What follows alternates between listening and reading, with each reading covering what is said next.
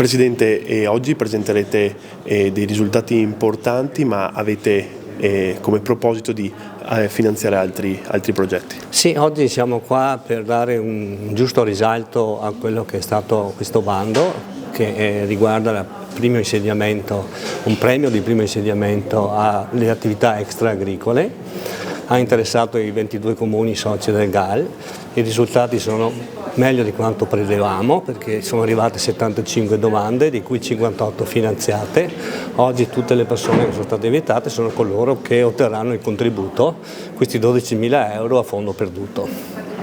È un bando stato molto interessante che pensiamo, se riusciremo a avere ulteriori risorse, di ripetere magari a fine estate, perché abbiamo visto che la risposta dà veramente degli esiti positivi anche per aiutare quello che è lo spopolamento, ma anche ai fini turistici, perché con il nostro aiuto apriranno 58 nuove imprese diversificate tra loro che riguardano parecchie attività. Ecco, in scadenza ci sono altri 2 bandi, possiamo ricordare quali sono? Sì, stiamo lavorando anche su 2 bandi che sono prossimi alla scadenza, raccoglieremo le adesioni, riguardano soprattutto gli enti pubblici. Uno riguarda un servizio di informazione ai cittadini, quanto i comuni fanno a favore della popolazione, quindi è un bando informativo.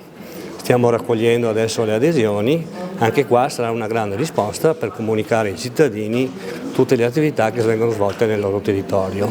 L'altro bando invece, che si lega con quello primo che oggi stiamo parlando, è quello che riguarda il sociale e quindi attività a favore della popolazione per aiutare le attività di residenza dei residenti, soprattutto per gli anziani, perché abbiamo una popolazione sempre più anziana, ma anche per i giovani che tendono ad andare via da questo territorio.